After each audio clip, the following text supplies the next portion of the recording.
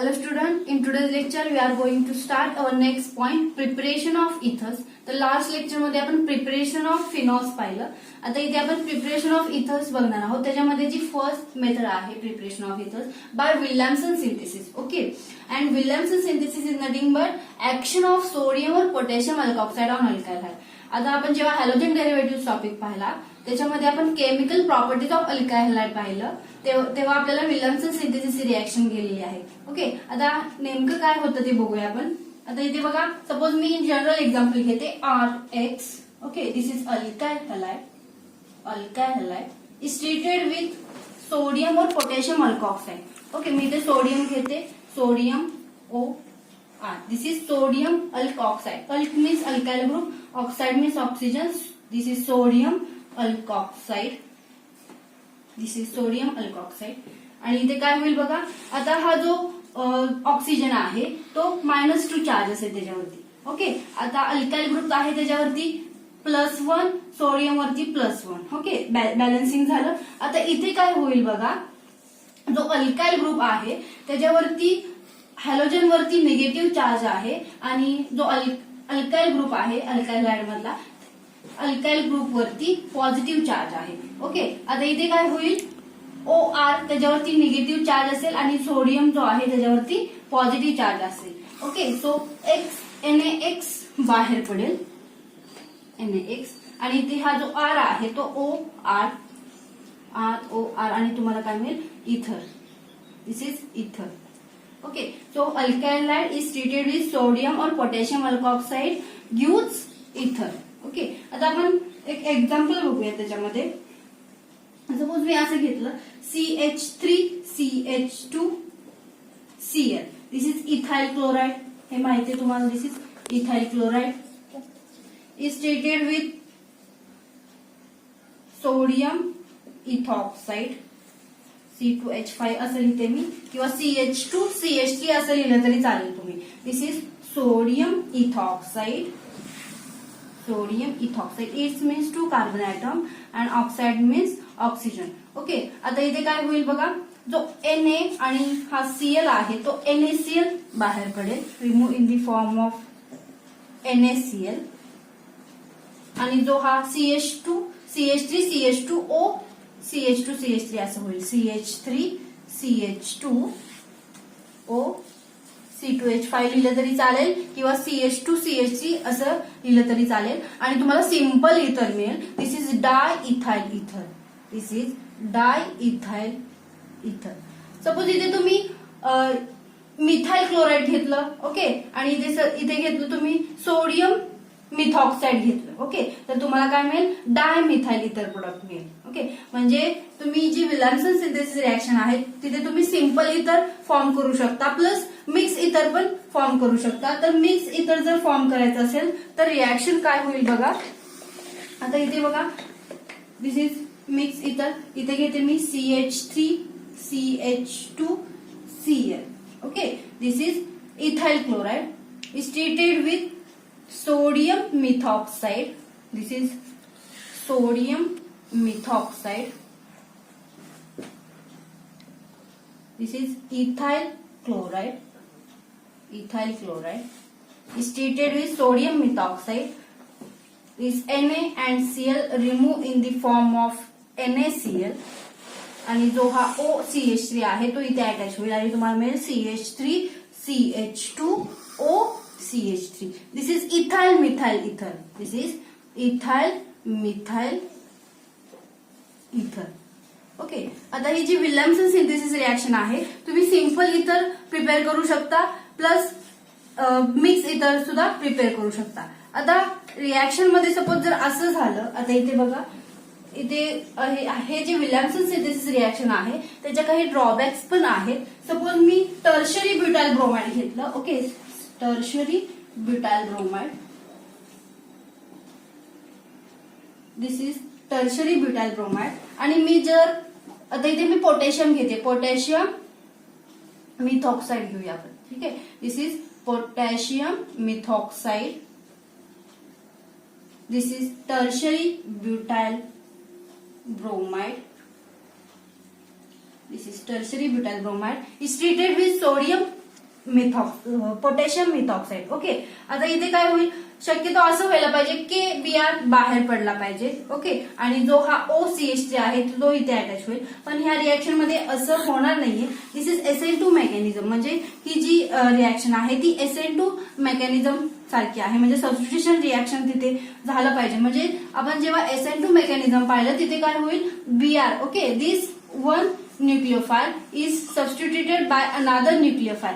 एक न्यूक्लियोफाइल जातो आणि साइड बाय साइड तिथे OCH3 हा जो अनादर न्यूक्लियोफाइल आहे तो अटॅच होतो. ओके, बॅक साइडून. पण इथे असं होणार नाहीये, इथे काय होईल, इलिमिनेशन रिएक्शन होईल. ओके, ही काय ड्रॉबॅक्स आहे विल्यमसन सिंथेसिस रिएक्शनची. इथे काय होईल, जर आपण टर्शरी ब्युटाइल ब्रोमाइड घेतलं आणि जर सोडियम किंवा पोटॅशियम मिथॉक्साईड बरोबर जर ट्रीट केलं तर आपल्याला जे इथर मिळणार आहे ते मिळणार नाहीये, तर इलिमिनेशन रिएक्शन होणार आहे. दिस Br बाहेर पडेल आणि ज्या कार्बनवरचा जो हॅलोजन ऍटम रिमूव्ह झालेला आहे त्याच्या शेजारच्या कार्बनमधून हायड्रोजन आणि CH3OH, ओके, CH3OH बाहेर पडेल आणि तुम्हाला काय मिळेल, CH3C CH3 double bond CH2, okay, plus KBr plus CH3OH methyl alcohol मिळेल. ओके, तर इथे काय होईल या रिएक्शन मध्ये, elimination reaction is greater than substitution. Actually इथे सबस्टिट्यूशन रिएक्शन व्हायला पाहिजे, तर सबस्टिट्यूशन रिएक्शन न होता इथे इलिमिनेशन रिएक्शन होईल. ओके, आता सपोज जर असं केलं, मी इथे सपोज जर okay, this is potassium tertiary butoxide घेतलं. Okay, this is potassium tertiary butoxide घेतलं आणि जर मी मिथाइल क्लोराइड बरोबर जर ट्रीट केलं, दिस इज मिथाइल क्लोराइड, तर ही जी रिएक्शन होणार आहे बघा, KCl बाहेर पडेल आणि तुम्हाला काय मिळेल बघा, KCl बाहेर पडेल प्लस KCl आणि हा जो OCH3 आहे तो इथे अटॅच होईल, म्हणजे तुम्हाला मिळेल CH3OCH3 प्लस KCl. ओके, इथे मिळेल तुम्हाला इथर मिळेल. ओके, टर्शरी ब्युटाइल मिथाइल इथर किंवा मिथाइल टर्शरी ब्युटाइल इथर, अल्फाबेटिकल वाईज जायचंय. आता इथे काय मिळेल तुम्हाला, इथर मिळेल, दिस इज इथर. पण जर तुम्ही इथे टर्शरी ब्युटाइल घेतलं, ओके, टर्शरी ब्युटाइल क्लोराइड घेतलं किंवा ब्रोमाइड घेतलं आणि जर तुम्ही सोडियम किंवा पोटॅशियम मिथॉक्साईड बरोबर जर ट्रीट केलं तर इथे तुम्हाला जो प्रोडक्ट मिळणार आहे तर तो न मिळता तुम्हाला अल्किन मिळेल. ओके, सो इथे इलिमिनेशन रिएक्शन होणार आहे तिथे, आधीचे जे एक्झाम्पल घेतले तिथे. आता सपोज इथे तुम्ही मिथाइल क्लोराइड घेतलं, सपोज जर तुम्ही इथे इथाइल क्लोराइड घेतलं, CH3CH2Cl, ओके, सो इथे इलिमिनेशन रिएक्शनचे चान्सेस आहेत. ओके, दिस HCl बाहेर पडेल आणि इथे तुम्हाला CH2 डबल बॉन्ड CH2 आणि पुन्हा तुम्हाला प्रोडक्ट मध्ये अल्किन प्रोडक्ट मिळेल. ओके, जर तुम्ही काय घेतलं इथे इथाइल क्लोराइड घेतलं तर. ओके, सो तुम्ही जे प्रोडक्ट इथे जो ट्रीट करणार आहात पोटॅशियम टर्शरी ब्युटॉक्साईड बरोबर, ते तुम्ही मिथाइल क्लोराइडच जर प्रोडक्ट घेतला तर तुम्हाला इथर मिळू शकतं. ओके, हे काय आहे त्याचा ड्रॉबॅक्स आहे.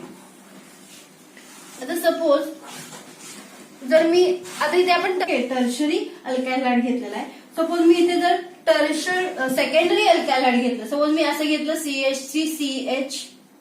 CH3 ओके अँड Cl असं जर घेतलं तर काय होईल बघा, इज ट्रीटेड विथ पोटॅशियम मिथॉक्साईड और सोडियम मिथॉक्साईड आणि तर काय होईल, KCl बाहेर पडेल आणि हा जो प्रोडक्ट म्हणजे जे इथर मिळणार आहे ते न मिळता काय मिळेल तुम्हाला, अल्किन मिळेल, म्हणजे तिथे इलिमिनेशन रिएक्शन होईल.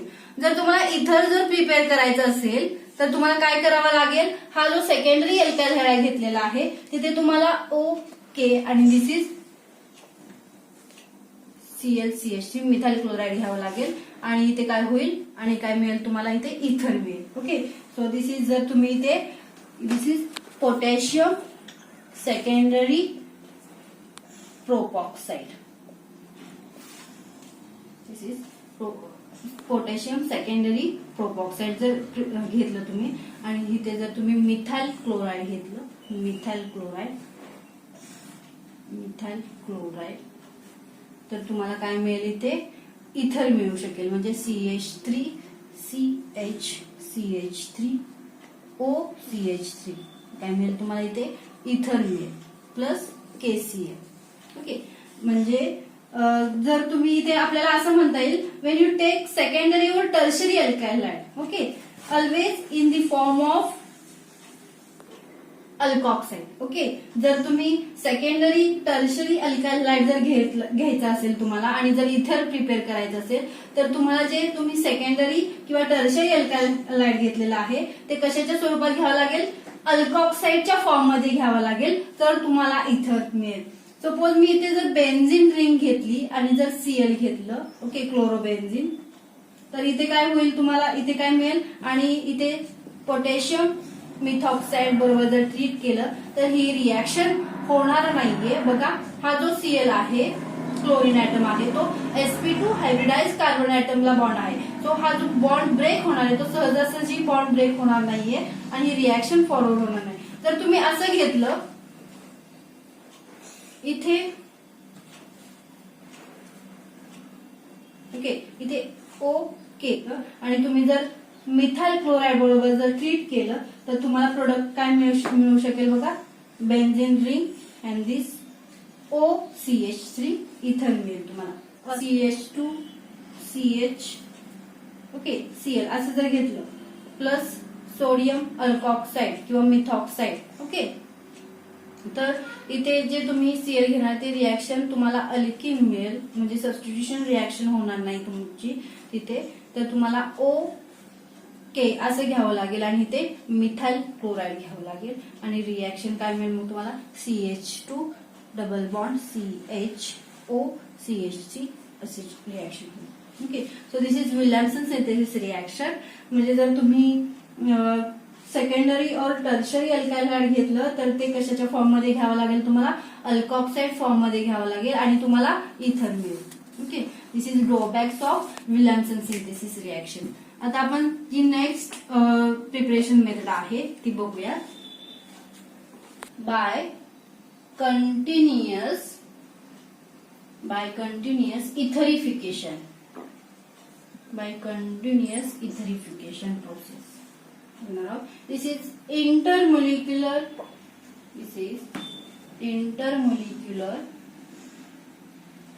dehydration of alcohols. This is intermolecular dehydration of alcohols. तर नेमकं काय आपण कंटिन्युअस इथरिफिकेशन प्रोसेस म्हणजे काय ते बघूया. आता सपोज तुम्ही अल्कोहोल घेतलं, okay, CH3 CH2 OH, okay, this is alcohol. Okay, alcohol घेतलं आणि जर तुम्हाला डिहायड्रेशन करायचं असेल, ओके, डिहायड्रेशन म्हणजे वॉटर मॉलिक्युल तुम्हाला रिमूव्ह करायचा असेल, ओके, तर काय होईल, इथला OH आणि ज्या कार्बनवरचा OH रिमूव्ह होणार आहे त्याच्या शेजारच्या कार्बन वरून काय जाईल, हायड्रोजन जाईल आणि H2O बाहेर पडेल. ओके, आणि इथे आपण कॉन्सन्ट्रेटेड H2SO4 बरोबर ट्रीट करणार आहात. कॉन्सन्ट्रेटेड H2SO4 काय घेतलेलं आहे, दिस इज डिहायड्रेटिंग एजंट आहे. कॉन्सन्ट्रेटेड H2SO4 काय आहे, डिहायड्रेटिंग एजंट आहे आणि जे तुम्ही टेम्परेचर यूज करणार आहात ते 443 केल्विन, 443 केल्विन तुम्ही टेम्परेचर वापरणार आहात. ओके, तर तुम्हाला काय मिळेल, ते अल्किन मिळेल, CH2 double bond CH2, this is alkene. म्हणजे OH आणि ज्या कार्बनवरचा OH रिमूव्ह होणार आहे त्याच्या शेजारच्या कार्बन वरून काय जाईल, हायड्रोजन जाईल आणि H2O बाहेर पडेल, म्हणजे इथे CH2 डबल बॉन्ड CH2 आणि तुम्हाला अल्किन मिळेल. आता ही जी रिॲक्शन आहे ती इथे काय होईल, इंट्रामॉलिक्युलर डिहायड्रेशन होईल. म्हणजे जो वॉटर मॉलिक्युल रिमूव्ह होणार आहे, dehydration means removal of water molecule. Intramolecular, this is intramolecular म्हणजे एकाच मॉलिक्युल मधून वॉटर मॉलिक्युल रिमूव्ह होणार आहे. So this is intramolecular. Okay, आता आपण जर इथे आपल्याला काय पाहिजे, इंटरमॉलिक्युलर डिहायड्रेशन करायचं असेल तर आपल्याला अल्कोहोलचे 2 मॉलिक्युल्स घ्यावे लागतील आणि आपल्याला इंटरमॉलिक्युलर डिहायड्रेशन करावं लागेल. तर ते आपण आता बघूया. सपोज मी 2 अल्कोहोलचे मॉलिक्युल्स घेतले, ROH प्लस ओके, 2 अल्कोहोलचे मॉलिक्युल घेतले. ओके, म्हणजे अल्कोहोल जे घेतलेलं आहे ते एक्सेस फॉर्म मध्ये घेतलेले आणि आधीचे जे आपण अल्किन प्रिपेअर झालं आपलं, मी आधीची जी रिॲक्शन घेतली त्याच्यामध्ये जे अल्कोहोल घेतलेलं आहे ते लेस अमाऊंट मध्ये घेतलेलं आहे, तिथे आपलं इंट्रामोलिक्युलर डिहायड्रेशन झालं आणि तुम्हाला अल्किन मिळालं. आता इथे जे आपण इंटरमोलिक्युलर डिहायड्रेशन साठी जे अल्कोहोल घेणार आहे ते एक्सेस अमाऊंट मध्ये घेणार आहोत अल्कोहोल. ओके, तर आपलं काय होईल तिथे इंटरमोलिक्युलर डिहायड्रेशन होईल. आता इथे काय होईल, जे आपण इथे कॉन्सन्ट्रेटेड H2SO4 यूज करणार आहोत, दिस इज डिहायड्रेटिंग एजंट. आणि जे तुम्ही हिटिंग करणार आहात ते 413 केल्विनला हिटिंग करणार आहात. आधीच्या आपण एक्झाम्पल मध्ये आपण जेव्हा आपल्याला अल्किन प्रिपेअर झालं तिथे आपण हिटिंग 443 केल्विनला केलेलं, इथे आपल्याला 413 केल्विनला हिटिंग करावं लागतं. ओके, आता इथे काय होईल, दिस H and OH remove in the form of H2O आणि दिस R added here, so ROR तुम्हाला इथे काय मिळेल, इथर मिळेल. ओके, म्हणजे तुम्ही अल्कोहोल जर एक्सेस अमाऊंट मध्ये घेतलं तर तुम्हाला इथर मिळेल, जर तुम्ही अल्कोहोल जर लेस अमाऊंट मध्ये घेतलं तर तुम्हाला अल्किन मिळेल. ठीक आहे, आता इथे आपण एक्झाम्पल बघूया, specific example.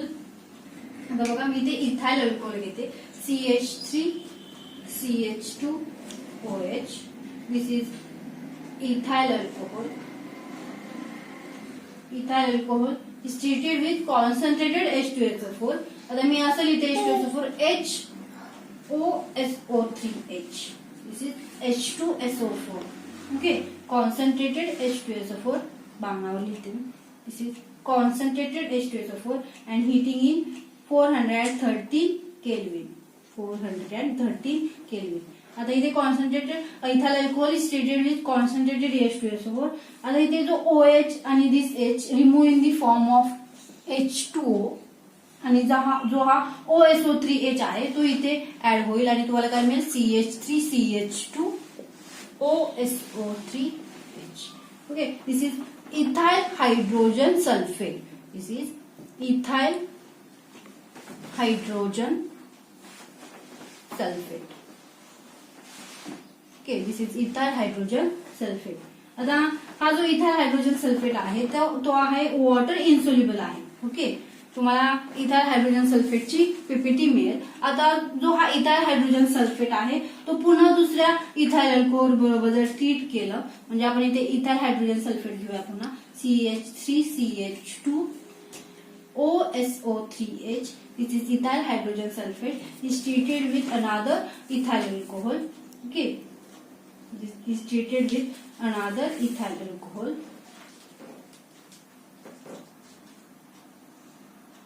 CH2 CH3. Okay, आता इथे काय होईल बघा, हा H आणि हा OSO3H म्हणजे H2SO4 बाहेर पडेल, H2SO4 आणि तुम्हाला काय मिळेल, CH3 CH2 O CH2 CH3 CH2 O CH2 CH3. तुम्हाला काय मिळेल, डायइथाइल इथर. ओके, आता ही जी प्रोसेस आहे ते फक्त आपण सिंपल इथर इथे फॉर्म करू शकतो. ओके, आता जर आपण मिक्स इथर जर फॉर्म करायचं म्हणलं, आता सपोज जर इथे तुम्ही काय घेतलं, मिक्स इथर फॉर्म जर करायचं असेल तर इथे बघा आपण इथाइल अल्कोहोल घेतला आणि एक मिथाइल अल्कोहोल घेतलं, CH3 CH2 OH. ओके, आपण इथे इथाइल अल्कोहोल घेतलं is treated with methyl alcohol CH3. Okay, आणि तुम्हाला काय मिळेल, कॉन्सन्ट्रेटेड H2SO4 आणि तुम्हाला इथे काय मिळेल बघा, मिळणार आहे का, CH3 CH2 CH3 O CH3 म्हणजे CH3 CH2 O CH3. ही जी मिळण्याची जे मिक्स इथर जी मिळण्याची शक्यता आहे ती खूप कमी आहे. ओके, जर तुम्ही एक्सेस अमाऊंट मध्ये जर घेतलं, ओके, इथे काय होईल, इथाइल अल्कोहोलचे 2 मोलिक्युल एकत्र येतील आणि तुम्हाला डायइथाइल इथर मिळेल. ओके, किंवा तुमचे मिथाइल अल्कोहोलचे 2 मोलिक्युल एकत्र येतील आणि तुम्हाला डायमिथाइल इथर मिळेल. ओके, पण क्वचित असं मिळेल की तुम्हाला इथाइल मिथाइल इथर एकत्र येऊन 2 इथाइल अल्कोहोल एकत्र येऊन तुम्हाला मिक्स इथर मिळेल. ओके, सो ही जी मेथड आहे तुम्ही इथे मिक्स इथर प्रिपेअर करू शकणार नाहीये, तुम्हाला इथे सिंपल इथर प्रिपेअर करावं लागेल. आता जे तुम्ही इथे इथाइल अल्कोहोल घेतलेलं आहे आणि कॉन्सन्ट्रेटेड H2SO4 जर ट्रीट केलं तर तुम्हाला इथाइल हायड्रोजन सल्फेट प्रिपेअर झालं. Okay, this ethyl hydrogen sulphate is treated with another ethyl alcohol. Okay, H2SO4 बाहेर पडलं म्हणजे आपण जे इथे कॉन्सन्ट्रेटेड H2SO4 यूज केलं ते पुन्हा आपल्या इथे रिजनरेट झालेलं आहे. ओके, किंवा आता पुढे काय होईल, हे कॉन्सन्ट्रेटेड H2SO4 जे H2SO4 मिळालेलं आहे ते पुन्हा इथाइल अल्कोहोल बरोबर ट्रीट होईल दुसऱ्या, आणि तुम्हाला पुन्हा डायइथाइल इथर ही प्रोसेस सुरू होईल. Okay, so this is continuous etherification process, म्हणून त्याला काय म्हणलेलं आहे, कंटिन्युअस इथरिफिकेशन. म्हणजे जे आपण इथे कॉन्सन्ट्रेटेड H2SO4 घेतलेलं आहे ते पुन्हा आपल्याला प्रोडक्ट मध्ये रिजनरेट झालं, इथे आपल्याला H2SO4 मिळालं. आता हेच H2SO4 पुन्हा दुसऱ्या इथाइल अल्कोहोल बरोबर excess amount of ethyl alcohol घेतलं तर तुम्हाला पुन्हा कंटिन्युअस इथरिफिकेशन प्रोसेस होईल, म्हणजे तुम्हाला पुन्हा डायइथिल इथर मिळेल. ओके, आता ही जी प्रोसेस आहे ती काय आहे, इंटरमोलिक्युलर डिहायड्रेशन झालं तिथं. ते सांगितलं, 2 तुम्ही इथाइल अल्कोहोल घेणार आणि तिथून तुम्हाला इंटरमोलिक्युलर डिहायड्रेशन प्रोसेस होईल आणि तुम्हाला इथर मिळेल. ठीक आहे, तर इथे आपलं प्रिपरेशन ऑफ इथर्स संपलेले आहेत मेथड. आता नेक्स्ट व्हिडिओमध्ये आपण केमिकल प्रॉपर्टीज ऑफ अल्कोहोल बघू.